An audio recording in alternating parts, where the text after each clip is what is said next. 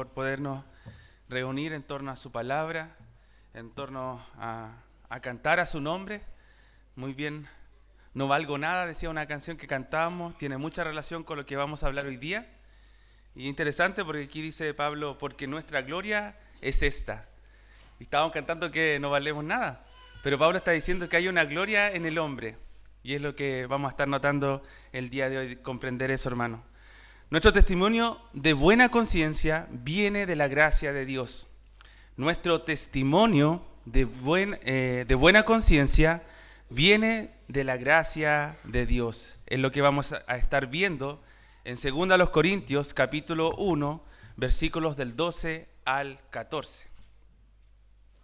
Voy a dar nuevamente lectura a estos tres pasajes. Dice así: porque nuestra gloria es esta, el testimonio de nuestra conciencia, que con sencillez y sinceridad de Dios, no con sabiduría humana, sino con la gracia de Dios, nos hemos conducido en el mundo, y mucho más con vosotros, porque no os escribimos otras cosas de las que leéis o también entendéis, y espero que hasta el fin las entenderéis.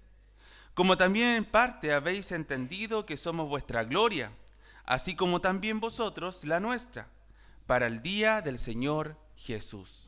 Oremos nuevamente, hermanos. Nuestro Dios y Padre, en esta mañana pedimos completamente su dirección, Señor, que su Espíritu Santo nos pueda dar la comprensión correcta de su palabra, de su escritura, Señor, que su Espíritu Santo pueda obrar en aquellos corazones que estamos aquí presentes y nos pueda dar el entendimiento correcto, Señor. Pedimos que su gracia esté sobre nosotros, que esté sobre también de aquellos que puedan andar de visita, Señor, o todavía no han entendido también el Evangelio. O muchas veces mismos creyentes que estamos desviándonos, podamos volver a encaminarnos. O hermanos que recién están comenzando su vida cristiana, que esto también fortalezca su espíritu, su vida, Señor. Oramos, Señor, porque cada uno de nosotros necesitamos alimentarnos por medio de su palabra, Señor. Y en esta hora pedimos en especial eso, Señor. Denos oídos claros, una mente despejada, Señor, para poder comprender su poderosa palabra. En Cristo Jesús. Amén. Como bien les decía, nuestro testimonio de buena conciencia, hermanos, viene de la gracia de Dios. Y lo vamos a estar notando a partir de estos tres versículos de 2 Corintios capítulo 1, versículos del 12 al 13. Y esto está hablando, ¿cierto?, de la conciencia. ¿Usted se ha preguntado de dónde viene la conciencia? Probablemente algunos sí, otros no. Algunos, ¿cierto?, descansan en lo que la palabra del Señor nos dice. Bueno, los científicos han buscado de todas formas llegar a dónde se aloja la conciencia. ¿Dónde reside la conciencia en el cerebro? Ha sido una de las preguntas más importantes de la ciencia. Aunque no hemos llegado, dice este estudio, a una respuesta concluyente, se ha acumulado mucha evidencia empírica en el curso de la búsqueda de mecanismos mínimos suficientes para la experiencia consciente o los correlatos neurales de la conciencia. Explica Masafumi Oizumi, coautor de la investigación que publica la revista Cerebral Cortex en el año 2022. ¿Dónde está la conciencia?, dice este estudio. La corteza cerebral contiene áreas esenciales para la experiencia de la conciencia. También el tálamo. Sea como fuera, estos resultados apoyan la idea de que la bidireccionalidad en la red cerebral es clave para identificar el lugar de la conciencia. No hemos averiguado dónde está, pero parece que vamos por un buen camino. Eso dice la ciencia. El objetivo final de nuestro laboratorio es encontrar la relación matemática entre la conciencia y el cerebro. En este estudio hemos intentado relacionar las propiedades de la red del cerebro con el lugar de la conciencia. Seguiremos investigando, dice, la relación entre la conciencia y el cerebro, hacia cuál es nuestro objetivo final, concluyen los expertos en este mismo estudio en el año 2022. Otro estudio del año 2019 dice así: el origen de la conciencia humana es uno de los grandes misterios sobre el hombre. Por eso la neurociencia no descansa en la búsqueda de respuestas para saber qué es lo que ocurre con la conciencia cuando morimos o dónde reside exactamente. Los científicos, ¿cierto? Las personas que se dedican a estudiar todo el cuerpo humano, se han hecho esta pregunta y le han tomado mucho tiempo al poder distinguir dónde está la conciencia, hermanos. Pero como vemos aquí, la soberanía de Dios no lo ha permitido.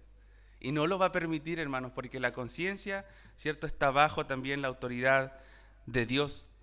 Los científicos no han podido descubrir, por lo tanto, la conciencia. No han podido descubrir ni el lugar de la conciencia, ¿cierto?, en dónde está en nuestro cerebro. El humano, independientemente de si creo o no en Dios, por otro lado, tiene una conciencia. Todos tenemos conciencia, ya sea creyente o sea un incrédulo. La conciencia viene a ser, hermanos, una alarma para nosotros. Un faro, ¿cierto?, que está alumbrando y nos está marcando algo. Y esta alarma la podemos notar tanto en creyentes como también incrédulos. La conciencia nos dice que algo está ocurriendo, como un faro, que es cierto, pero que no necesariamente nos detiene de hacer lo bueno o lo malo. Y ahí está la diferencia, ¿cierto?, con el creyente y el incrédulo. La conciencia responde entonces a un estándar moral en cuanto a lo general. Pero por otro lado, hermanos, hemos visto que hoy en día la sociedad ha llegado a callar la conciencia de las personas. ¿De qué manera? Que lo que antes era malo, hoy parece tolerable, parece aceptable, parece que no es tan malo, porque la sociedad ha venido a callar lo que es la conciencia humana. La psicología moderna ha tratado de acallar lo que hace la conciencia como el sentimiento de culpa, haciendo pensar que eso finalmente no le va a ayudar al bienestar de las personas. Pero no te sientas culpable, si el otro es el culpable, no tú. Tú estás bien. Lo hemos escuchado muchas veces, hermanos. Eso es acallar la conciencia humana. Y vamos a entender después que la conciencia del hombre está cauterizada. Finalmente ya no distingue lo que es bueno y malo, y hace lo malo teniendo la conciencia todavía, pero lo sigue haciendo.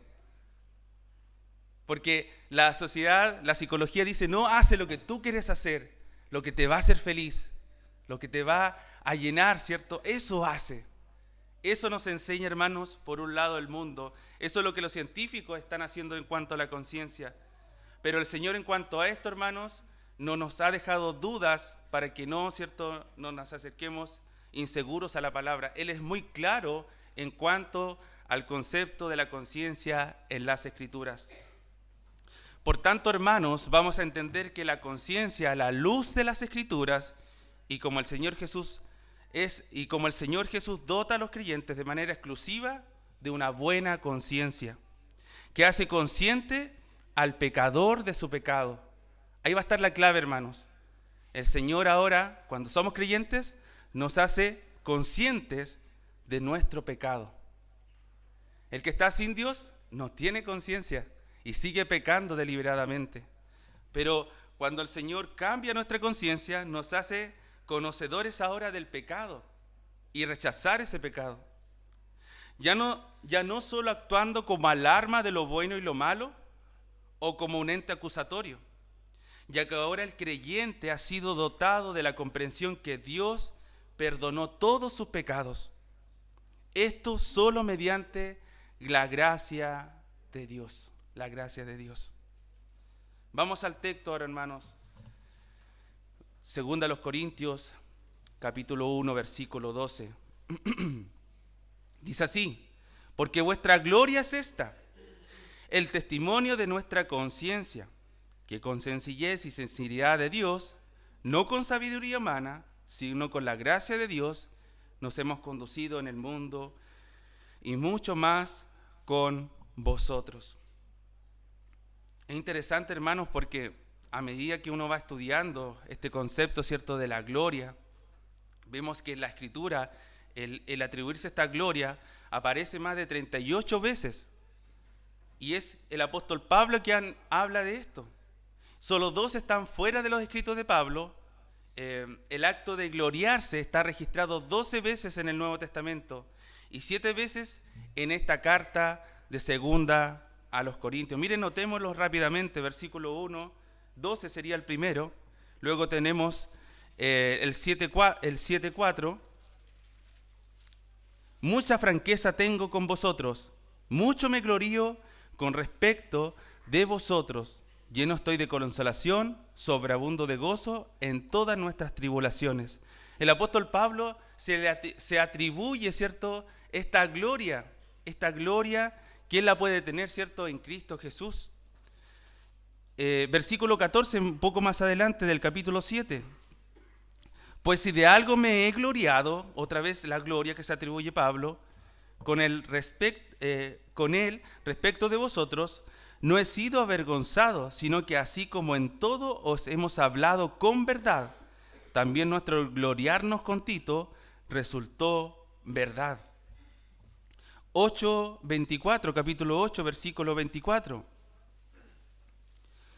Mostrad pues para con ellos ante las iglesias la prueba de vuestro amor y de nuestro gloriarnos respecto de vosotros. Pablo, cierto, usa este lenguaje en 2 Corintios en cuanto a gloriarse, hermanos. Capítulo 9, versículo 3. Pero he enviado a los hermanos para que nuestro gloriarnos nuevamente de vosotros no sea en vano en esta parte, para que, como lo he dicho, estéis preparados. Capítulo 11, versículo 10. Por la verdad de Cristo que está en mí, que no se me impedirá esta mi gloria en las regiones de Acaya. Y finalmente, 11, versículo 17. Lo que hablo, no lo hablo según el Señor, no lo hablo según el Señor, sino como en locura, con esta confianza de gloriarme. Otra vez esta palabra gloriarse. Constantemente el apóstol Pablo se está atribuyendo una gloria, hermanos. El apóstol les indicó que ellos son su orgullo, la razón, ¿cierto?, de su jactancia, y cualquier tipo de orgullo es bueno, pero salvo que sea en el Señor. Salvo que sea en el Señor. ¿Tenemos salvación? Porque el Señor nos redimió. Podemos decir, ¿podemos combatir el pecado? Porque el Señor murió por nuestros pecados. Entonces, todo lo que nosotros podemos llegar a hacer o podemos hacer es por la gracia de Dios. Es la única forma. No hay otra forma. Si usted tiene en algo que enaltecerse o en algo que orgullecerse, es porque Dios lo ha permitido. Es porque Dios tiene su gracia, hermanos. Y el texto comienza con diciendo por qué, que sirve de un enlace, ¿cierto?, con la que está antecediendo anteriormente, y tenía que ver con la oración que el apóstol Pablo estaba pidiendo. El apóstol Pablo nos está atribuyendo aquí una autosuficiencia, una fuerza que él pueda tener para poder gloriarse, sino que el que diga porque nuestra gloria es esta, está atribuyendo que necesita también de lo anterior. Y lo anterior que estuvimos viendo en el capítulo 1, versículo 11, hablaba de cooperarse en la oración. Dice así: cooperando también vosotros a favor nuestro con la oración. Luego que dice esto, hermanos, les dice a los hermanos, porque nuestra gloria es esta. Va uniendo con lo que estaba diciendo anteriormente. Inmediatamente apela entonces al sentimiento ahora íntimo de la conciencia y nos va a decir, porque nuestra gloria es esta, el testimonio de nuestra conciencia. Ahí llegamos a esta palabra tan buscada y que el hombre quiere llegar a saber cómo puede manejar en cierta manera la conciencia. El apóstol da mucha importancia a la conciencia del creyente aquí en 2 Corintios. La conciencia es el elemento de la parte inmaterial del hombre que juzga los actos conforme a la obra de la ley que ha sido impresa en el corazón humano y que manifiesta en la intimidad lo que es bueno, ¿cierto? Decíamos, y también lo que no lo es. Hermanos, en el hombre no regenerado, la conciencia está totalmente caída. como toda su humanidad, ¿cierto?, está caída, también está caída su conciencia. Y podríamos hablar de 4 formas en cuanto a la conciencia. Primero, la conciencia del hombre no regenerado está corrompida. Tito 1, versículo 15. Eso es lo primero. La conciencia del hombre no regenerado, del incrédulo, del que no cree en Dios, está corrompida. Tito 1:15. Todas las cosas son puras para los puros, mas para los corrompidos e incrédulos nada les es puro, pues hasta su mente y su conciencia está corrompida. Entonces decíamos en un principio, hermanos, la conciencia, ¿cierto?, todos la tienen, creyentes o incrédulos, pero el hombre regenerado dice, oh, esto es malo, pero lo sigo haciendo, porque su conciencia ha sido corrompida por el pecado. Segundo, la conciencia del hombre es mala. Hebreos, hermanos, capítulo 10, versículo 22. Hebreos capítulo 10, versículo 22. Dijimos, la conciencia del hombre no regenerado es corrompida, y ahora estamos diciendo que la conciencia del hombre no regenerado es mala. Acerquémonos con corazón sincero, en plena certidumbre de fe, purificados los corazones, dice aquí, de mala conciencia, y lavados los cuerpos con agua pura. Así está la conciencia del hombre que está alejado de Dios. Hermanos, y el creyente, por otra parte, también necesita irse capacitando de la conciencia que proviene de Dios, la buena conciencia. Porque aquí, cierto, le está hablando a los creyentes y dice, purificados los corazones de mala conciencia. Nuestra conciencia tiene que irse limpiando, hermanos, a la luz de las Escrituras. Pero no solamente la conciencia está corrompida, no solamente es mala, sino que también es acusadora. Acusadora. Juan capítulo 8, versículo 9. Juan capítulo 8, versículo 9.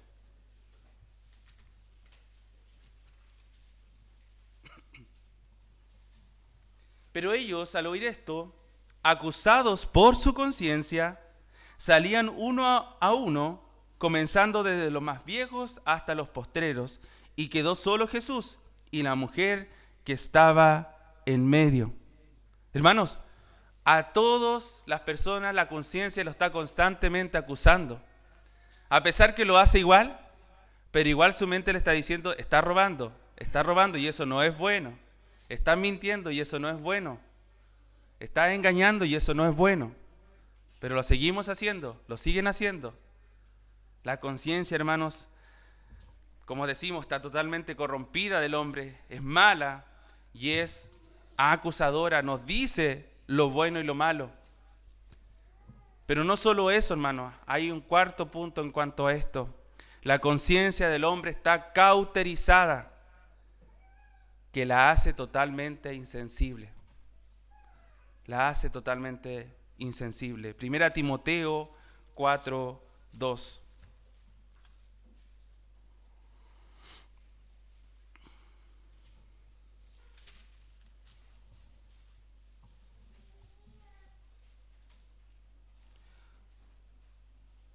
Muchas veces hemos escuchado esta palabra hipocresía, era hipócrita.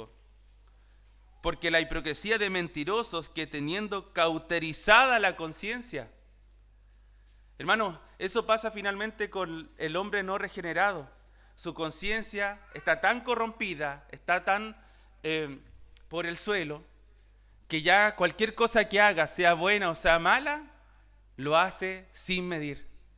Le da exactamente lo mismo y se llena totalmente de pecado y se desvía totalmente de lo cuales pueden ser los parámetros de Dios. Los parámetros, ¿cierto? Y los principios que la Escritura nos dice.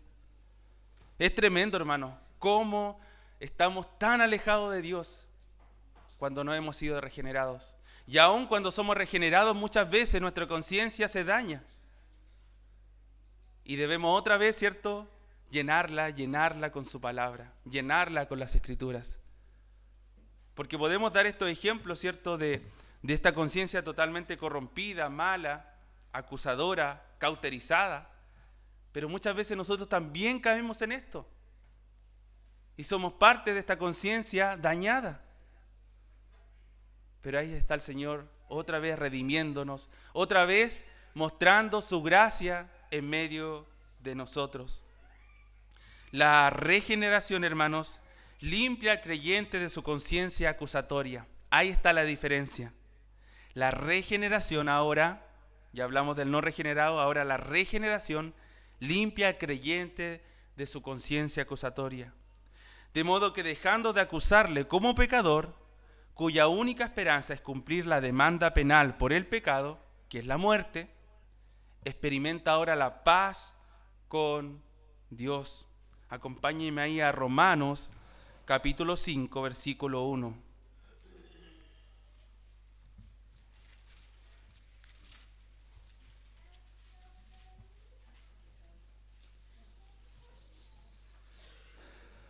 Justificados pues por la fe, tenemos paz para con Dios por medio de nuestro Señor Jesucristo. Justificados solamente por Cristo, ahora podemos tener conciencia, hermanos, conciencia de pecado. Y ya no solamente la conciencia nos acusa el pecado, sino que la conciencia también nos dice que hemos sido perdonados por esos pecados, que hemos sido justificados por Cristo Jesús. Romanos 8.1. Romanos 8.1. Ahora pues, ninguna condenación hay para los que están en Cristo Jesús. Ojo, los que están en Cristo Jesús. No los que van y vienen. No los que están por una temporada, desaparecen, vuelven a aparecer. No, los que están constantemente, algo que se hace constantemente, permanentemente en Cristo Jesús. Los que no andan, otra vez esta palabra, constante, hermanos, algo permanente, andan conforme a la carne, sino conforme al Espíritu. Ellos están libres de condenación. Además, la conciencia, hermanos, acusadora ya no actúa en sentido de condenación, porque conoce que Dios perdonó al creyente todos los pecados. Colosenses, capítulo 2, versículo 13. Colosenses,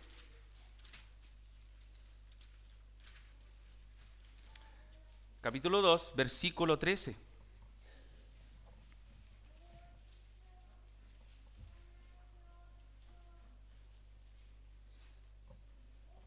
Y a vosotros, estando muertos en pecados y en la incircuncisión de vuestra carne, os dio vida juntamente con él, perdonándoos todos los pecados. Todos, hermanos. Todos los pecados. No solamente algunos, sino que dice aquí la palabra todos. Y eso es tremendo, hermanos. Y esa convicción de pecado solamente la da el Espíritu Santo. No porque nosotros tengamos la comprensión necesaria, el intelecto necesario para comprenderlo, porque recuerde, su conciencia está dañada, su conciencia está corrompida, su conciencia está cauterizada. Pero el Señor, hermanos, nos convence que Él ha perdonado todos nuestros pecados.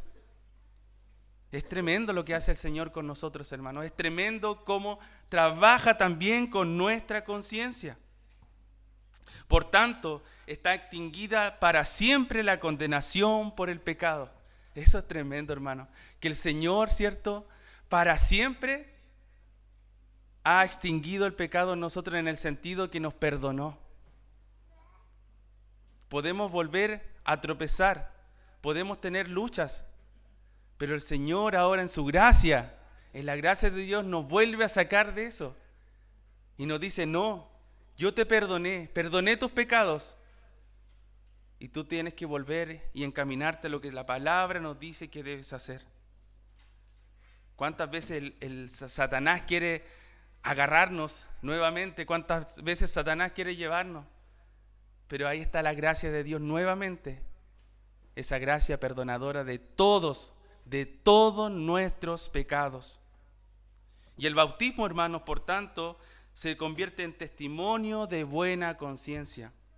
Primera de Pedro, capítulo 3, versículo 21.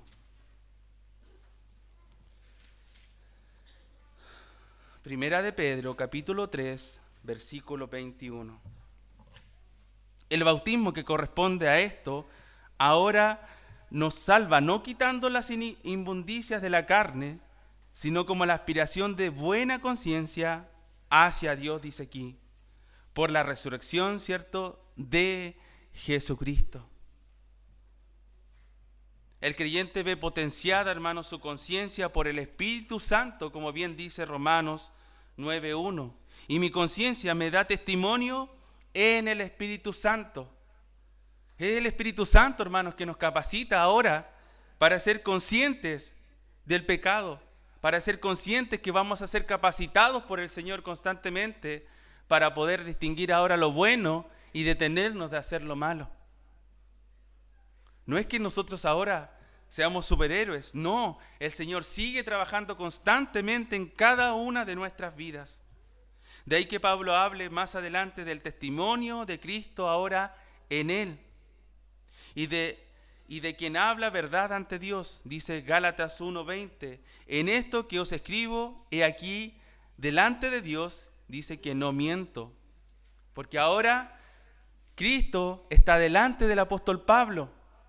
En todo momento, en todo lo que él está haciendo, Cristo está delante de él. Y asimismo, hermanos, el Señor está delante de nosotros en todo lo que hacemos. Por eso que estamos nuevamente aquí. Porque si fuera por nosotros, no estaríamos en este lugar. No buscaríamos su palabra. Es solamente y únicamente por la gracia de Dios que ha sido derramada en medio de nosotros. Sin embargo, por otro lado, hermanos, la conciencia del creyente inmaduro puede ser impulsada al pecado por el mal ejemplo de otros cristianos, como lo que sucedió también ahí en 1 Corintios 8:10. Había cierto. Vamos ahí a 1 Corintios 8:10.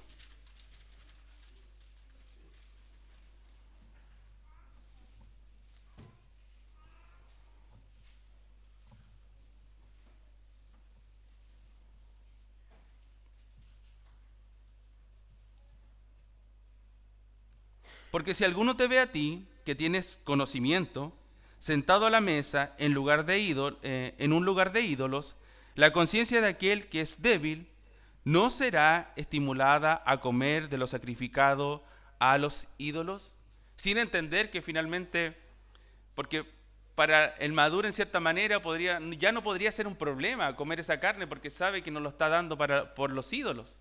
Pero para el inmaduro, ¿cierto?, en el contexto judío sí podía ser un peligro y podía ser un pecado que se estaba haciendo. Por lo tanto, hermanos, el testimonio que puede dar un creyente que vemos, ¿cierto?, a la luz de la Escritura, que puede ser maduro, es crucial a la hora, ¿cierto?, de poder apoyar y estimular a aquel que está recién comenzando en los caminos del Señor. Por eso que Pablo procura vivir con una buena conciencia delante de todos y especialmente, ¿cierto?, delante de Dios. De ahí que exhorte a sus colaboradores a buscar para sí mismos una buena conciencia por al menos 3 cosas. Aquí vamos a ver, hermanos, cómo los exhorta a que también los demás puedan buscar y trabajar una buena conciencia. Primero, la obediencia a la palabra. Eso nos va a ayudar, ¿cierto?, a poder seguir trabajando hacia una buena conciencia. 1 Timoteo, capítulo 1, versículos del 3 al 6. 1 de Timoteo, capítulo 1, versículos del 3 al 6.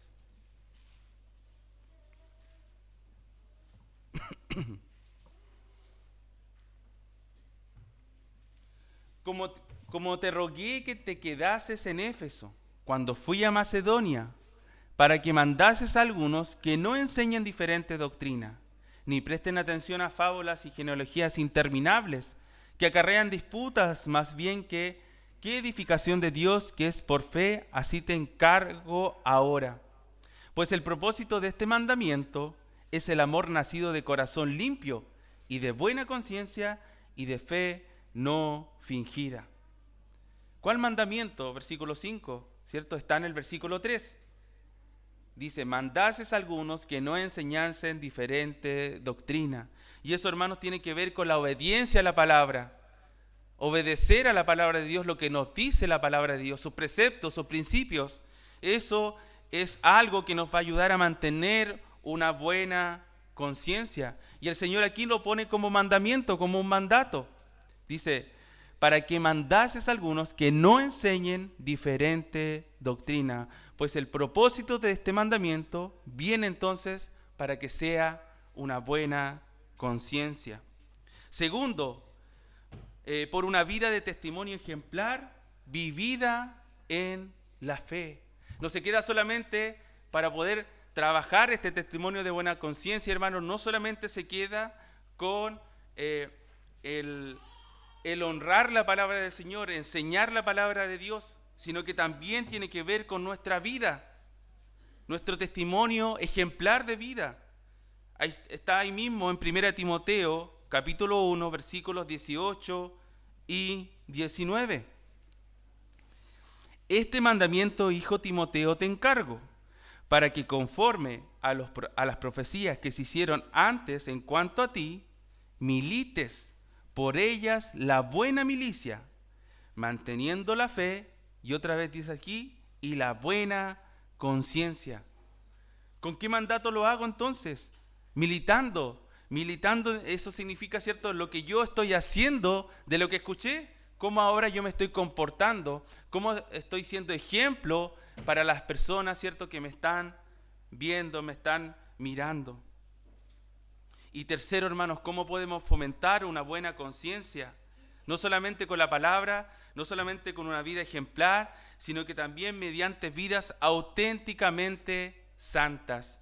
Vidas auténticamente santas, no con hipocresía, como dice 1 Timoteo capítulo 4, versículo 2. No con hipocresía de mentirosos que teniendo cauterizada la conciencia, sino que auténticamente santos, hermanos. La pureza. Y eso es lo que viene ahora en los versículos. Volvamos a segunda a los Corintios, capítulo 1.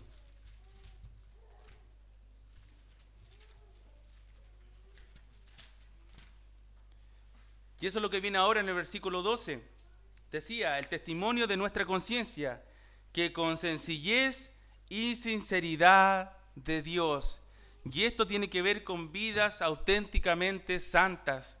Sencillez y sinceridad de Dios. Hermanos, además, la buena conciencia exige una vida en la sencillez y en la sinceridad de Dios. Y es interesante porque en algunas lecturas o en otras traducciones o en la traducción en sí, sencillez se lee santidad, que es la mejor traducción, dicen los estudiosos. Expresan los motivos puros con que Pablo actuaba.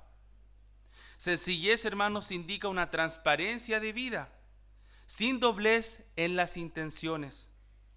La sinceridad indica una pureza de intención que no oculta nada. Significa que yo hago lo mismo estando en público o estando solo. Podían exponer, ¿cierto?, la vida a la luz del sol.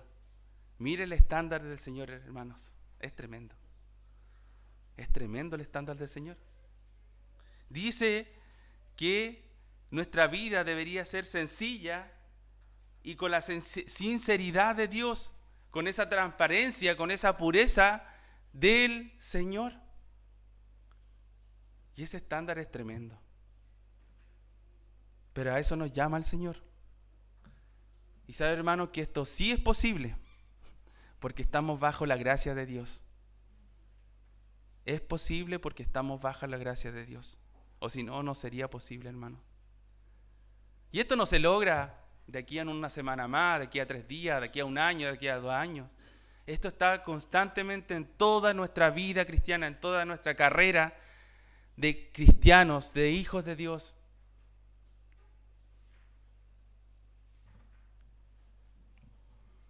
Hermanos, y esta palabra aparece 2 veces más en el Nuevo Testamento, y ambas, interesantemente, en la carta a los Corintios. La medida de estas 2 virtudes no se establece de otro modo, solamente, hermanos, según lo establece, ¿cierto?, según los parámetros de Dios. No hay otro parámetro en el cual podemos ver estas 2 virtudes, solamente a la medida del Señor. Vivir en sencillez y sinceridad solo es posible entonces, hermanos, por el poder del Espíritu. La buena conciencia excluye toda gloria humana para depender solo de la gracia de Dios. Y es lo que va a decir en el versículo 12, que con sencillez y sinceridad de Dios, no con sabiduría humana, sino con gracia de Dios. Otra vez, es que esto no lo va a lograr siendo una persona moralmente correcto. Esto no lo va a lograr con leer y leer y leer y llenarse de conocimiento y sabiduría. No, esto es la gracia de Dios. Es algo totalmente lejano a lo que nuestra mente comúnmente piensa. Es la gracia de Dios. Eso es la gracia de Dios en medio de nosotros. Es donde tira nuestra sabiduría, es donde tira lo que nosotros creemos que podemos ser capaces o el conocimiento que podamos tener. Ahí el Señor pone su gracia, la gracia de Dios.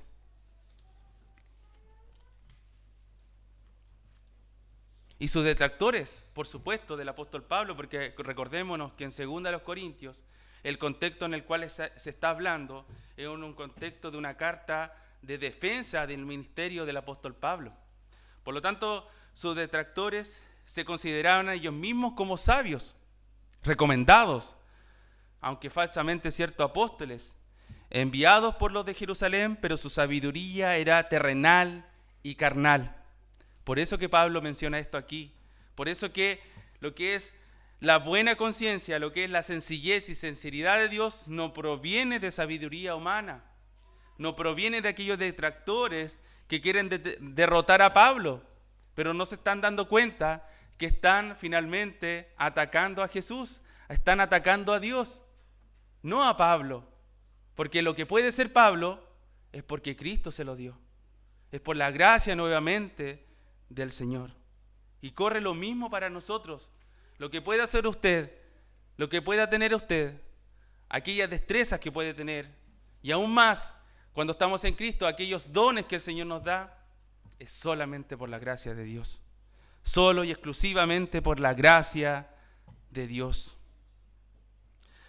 Más el que se gloría, dice Pablo, ¿cierto? Gloríese en el Señor. Porque a veces uno podría decir, chuta, Pablo se está gloriando mucho, se está hablando mucho de él, pero no. El que se gloríe, dice, gloríese en el Señor. La buena conciencia entonces, hermanos, exige una ética continua, una conducta permanente según Dios. Así afirma que nos hemos conducido, dice el apóstol Pablo en el versículo 12. No con sabiduría humana, por lo tanto, sino con la gracia de Dios, nos hemos conducido en el mundo y mucho más con vosotros. Así afirma entonces esta frase, nos hemos conducido, expresando con ello el modo de vida del apóstol. No era una hipócrita que practicaba la santidad en la iglesia y el libertinaje en el mundo. Su comportamiento estaba siendo igual en toda circunstancia. Y esa es nuestra meta. Y eso es lo que debemos trabajar, hermanos. Y el Señor nos dota de eso. No piense que nos vamos a quedar ahí frustrados y diciendo, chuta, pero mi conciencia está totalmente mal. Y muchas veces está mala, corrompida, dañada. Y a veces actúa como que estuviera cauterizada. Pero no, hermano, no se llene de eso, sino que llénese que el Señor tiene la gracia para dotarlo de las capacidades para poder finalmente tener sencillez y sinceridad ante Dios. Seguimos avanzando ahora con el versículo 13. Versículo 13.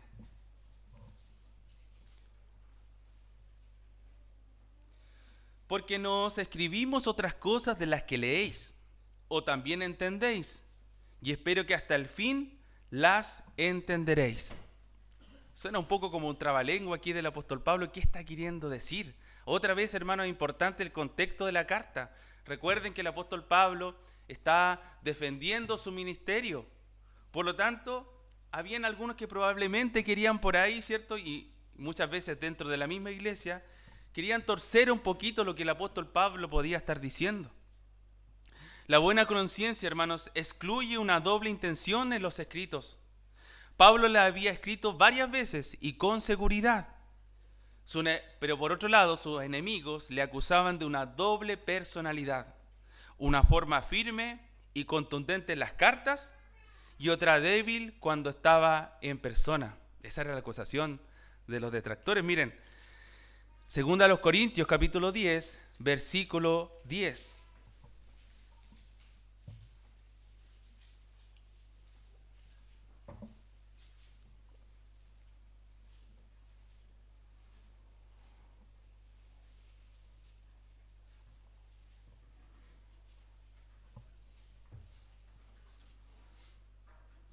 Porque a la verdad, dicen, las cartas son duras y fuertes, mas la presencia corporal débil y la palabra menospreciable. A la verdad, dicen, las cartas son duras y fuertes, mas la presencia corporal débil y la palabra menospreciable. Esta era la acusación, hermanos, de los detractores, no solamente del apóstol Pablo, sino de Jesús. Ellos decían, no, Pablo escribe con tanta elocuencia, con tanta autoridad en la palabra, y cuando lo vemos un hombre totalmente débil. Pero hermanos, no. Aquí, ¿qué estaba pasando? Los detractores querían alterar la interpretación de las Escrituras, querían alterar el mensaje del Señor. Recordemos que lo que Pablo escribió aquí en la palabra no fue por sus capacidades, sino porque el Espíritu Santo lo dotó para él poder hablar y escribir palabras inspiradas por Dios. Por lo tanto, hermanos, los detractores querían violar finalmente la norma del escrito. Querían alterar lo que estaba escrito en las palabras dadas por el Señor. Porque no escribimos otras cosas de las que leéis. O sea, esto lo que Pablo está diciendo, esto es lo que yo estoy escribiendo por el Espíritu Santo. Y no estoy diciendo otra cosa. No estoy cambiando, no estoy dando pase para que ustedes interpreten otra cosa o lo que quieran interpretar. Por eso, o también entendéis, y espero que hasta el fin las entenderéis. Para el apóstol Pablo, hermanos, era fundamental el cuidar la correcta interpretación de las Escrituras. Y termina diciendo en el versículo 14, como también en parte habéis entendido que somos vuestra gloria, otra vez esta palabra, vuestra gloria, así como también vosotros la nuestra, para el día del Señor Jesús. Hermanos, la buena conciencia no hace acepción de personas. No solamente los ministros de la iglesia, no solamente los líderes de la iglesia, no solamente los apóstoles pueden gozar de una buena conciencia y con esto gloriarse en el Señor, sino que es para todos, como bien dice el pasaje. El apóstol era conocido por todos en la iglesia, pero solo una parte de ella lo aceptaba como lo era. Por consiguiente, no era un orgullo para todos. De otro modo, no todos sentían admiración y consideración con él. Todos los corintios debían reconocer que Pablo y sus colaboradores eran motivo de reconocimiento por su dedicación y conducta. Miren, leamos 2 Corintios, capítulo 5, versículo 12.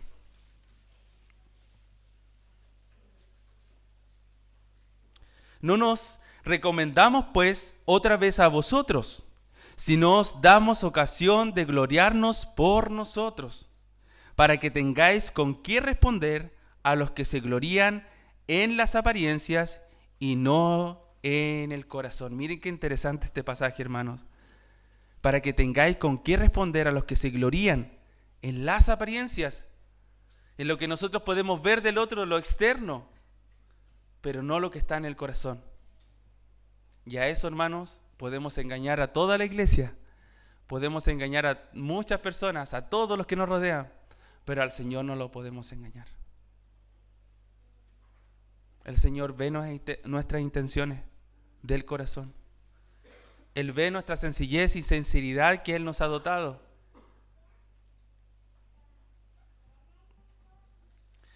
Capítulo 8, versículo 24. Mostrad pues para con ellos ante las iglesias la prueba de vuestro amor y de nuestro gloriarnos respecto de vosotros. Había una gloria claramente atribuida que se estaba dando el apóstol Pablo, pero esto era solamente por la gracia de Dios, hermanos. Los cristianos no deben sentirse orgullosos de sí mismos, pero sí de otros, especialmente los que les sirvieron por sobre todo en el Evangelio. Hay una gloria que está en medio del creyente, hermanos, pero otra vez solamente por mérito de Cristo. Como decía la alabanza que cantamos, no valgo nada, pero el Señor me redimió, el Señor perdonó mis pecados, el Señor nos llena de gracia, murió en la cruz por nosotros. Es tremendo lo que hizo el Señor, hermanos. No valemos nada, pero eso que hizo el Señor nos permite gloriarnos ahora en la gracia de Dios nuestro Señor. Pablo lo sabía con todo, él no distinguía entre creyente y creyente en Corinto. Para él, como dice el versículo 14, para él todos eran su gloria, por todos sentía un sano orgullo de gracia de Dios. Esa gloria que son los creyentes, fruto de su esfuerzo, sustentado en la gracia, se manifestará también, como dice ahí, volviendo al versículo 14, en el día del Señor Jesús, en el día del Señor Jesús. Cuando la iglesia sea cierto, venga el Señor por su iglesia, nosotros vamos a tener que también manifestar eso, hermanos, para el día del Señor Jesús. Y Él verá las verdaderas intenciones de nuestro corazón. Bien lo dice 1 Corintios, capítulo 4, versículo 5. Lo deja un poco más claro, hermanos. Así que, no juzguéis nada antes de tiempo, hasta que venga el Señor, el cual aclarará también lo oculto de las tinieblas y manifestará las intenciones de los corazones. Y entonces cada uno recibirá su alabanza de Dios. Sabemos que hay un juicio, ¿cierto?, para los incrédulos, un juicio de condenación, pero para el creyente también, ¿cierto?, hay un juicio, como bien dice aquí, para recibir, ¿cierto?, alabanza según, ¿cierto?, las obras que hemos hecho ante el Señor en el creyente.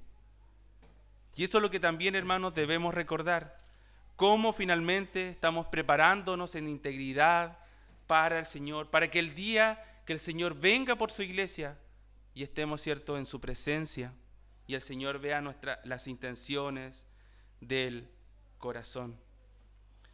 Hay un pasaje en Romanos capítulo 2, versículo 16, hermanos.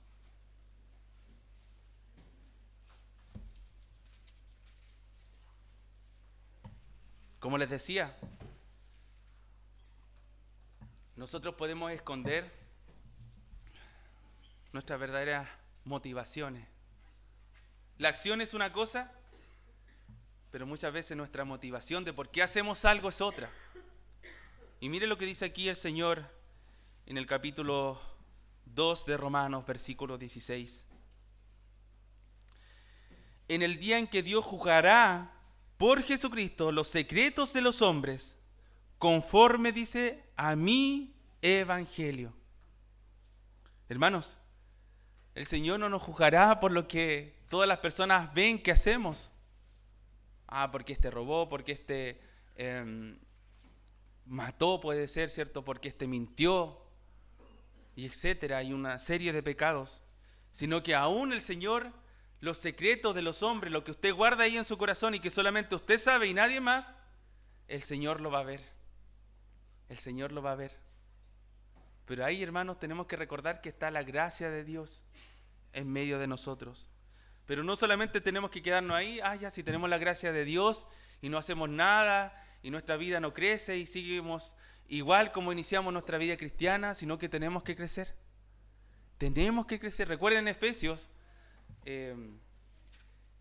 si no me equivoco, capítulo 4, cuando habla, ¿cierto?, que debemos estar a la medida de la plenitud de Cristo. O sea, esa es la meta del cristiano, parecernos a Cristo, volver a la imagen de Cristo, volver a lo que era en el Antiguo Testamento, en Génesis, cuando el hombre todavía no caía al pecado. Dice que el Señor creó al hombre a su imagen, a imagen de Dios lo creó. Y a eso tenemos que volver los creyentes. Esa es nuestra meta.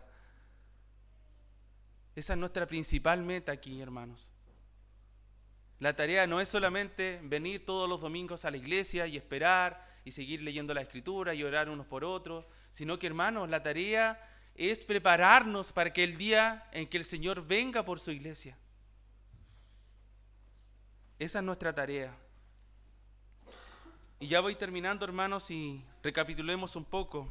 Por lo tanto, a la luz de estos 3 versículos, el testimonio de buena conciencia, hermanos, solamente va a venir por la gracia de Dios. Otra vez, cualquier cosa que usted pueda hacer, o pueda lograr, o pueda hacerla bien, es solo por la gracia de Dios. No hay otra forma. Dios nos dota de la conciencia que ahora reacciona al pecado. Y gracias al Señor por eso. Gracias porque nos hace reaccionar al pecado. Gracias porque pone hermanos también para que podamos estar alertas, para que nuestra conciencia verdaderamente sea una alarma para escapar del pecado, para derrotar aquellas luchas. Y eso lo hace solamente el Señor, hermanos.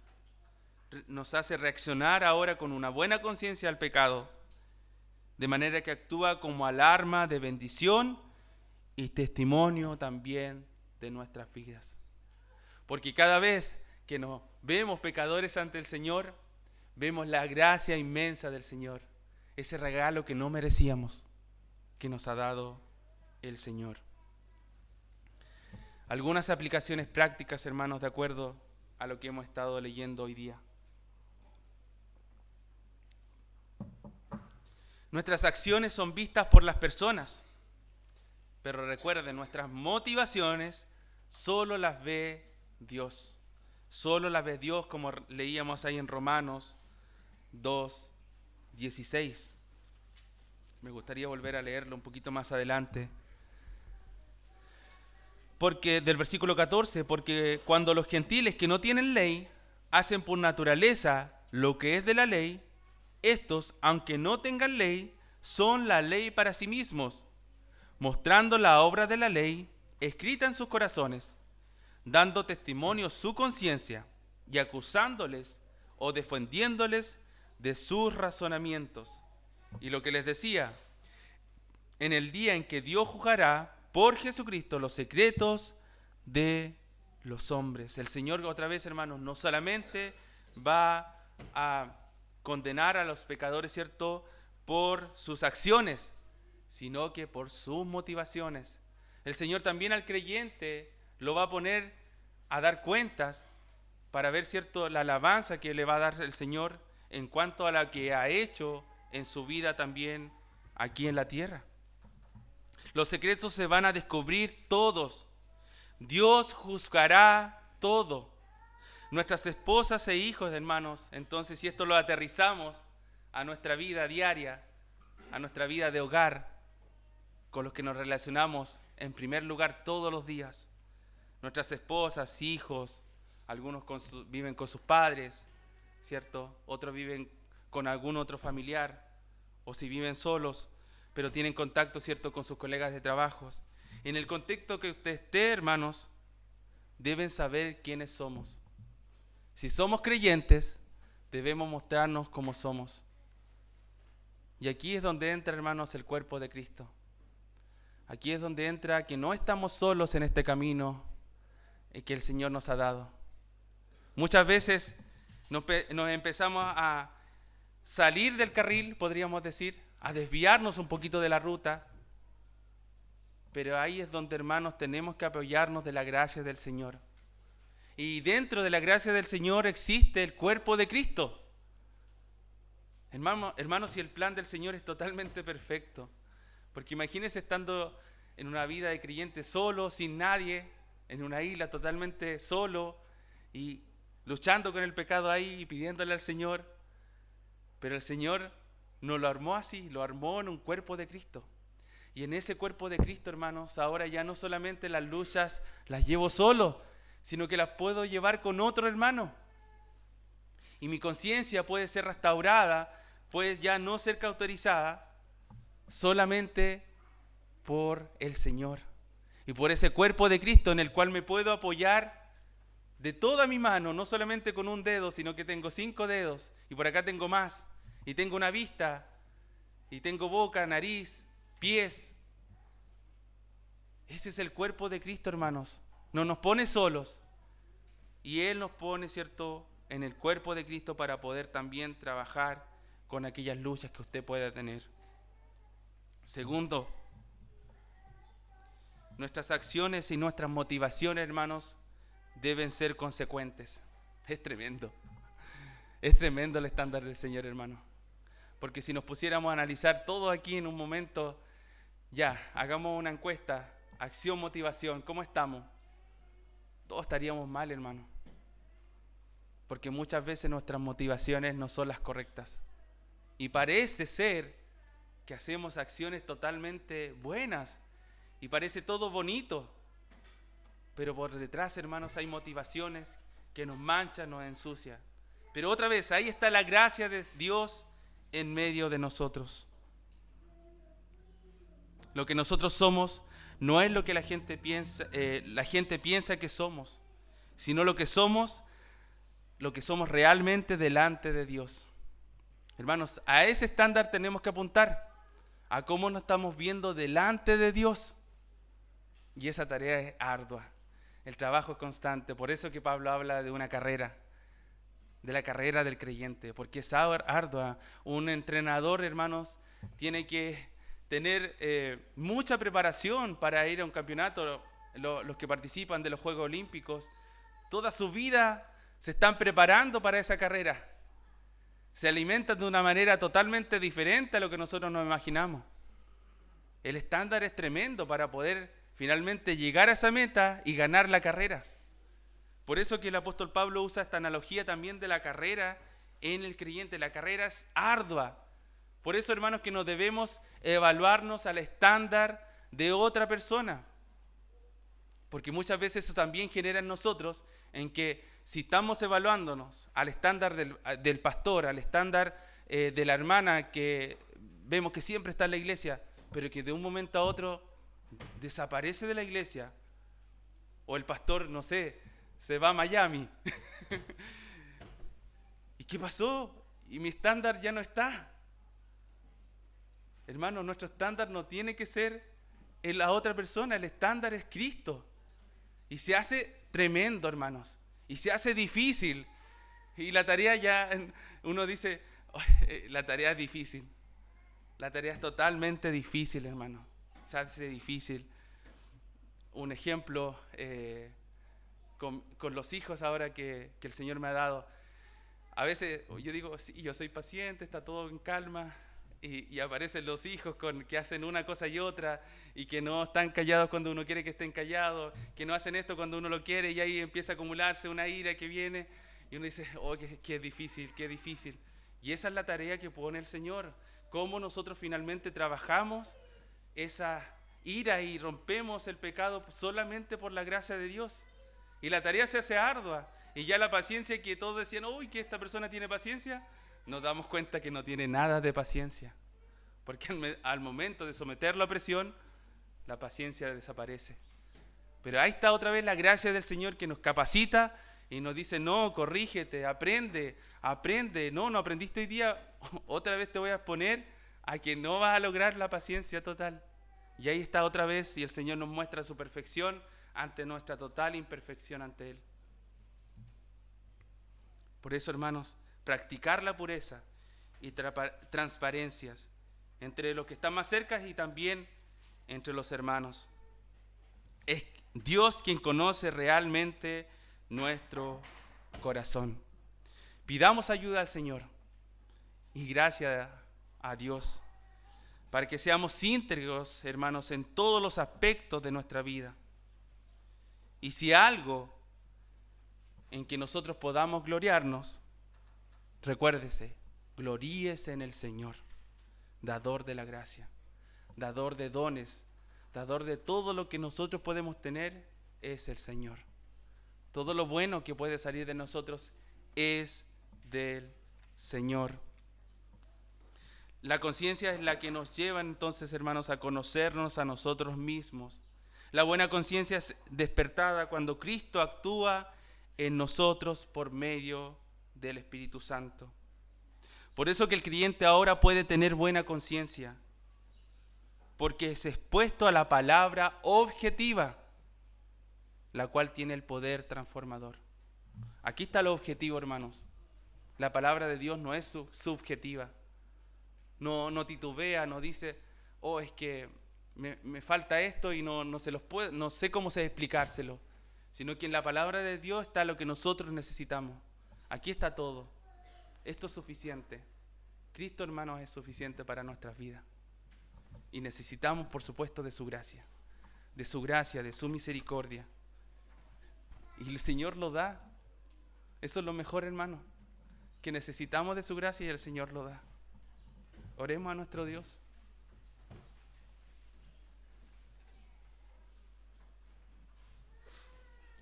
Gracias, Señor, porque nos redime.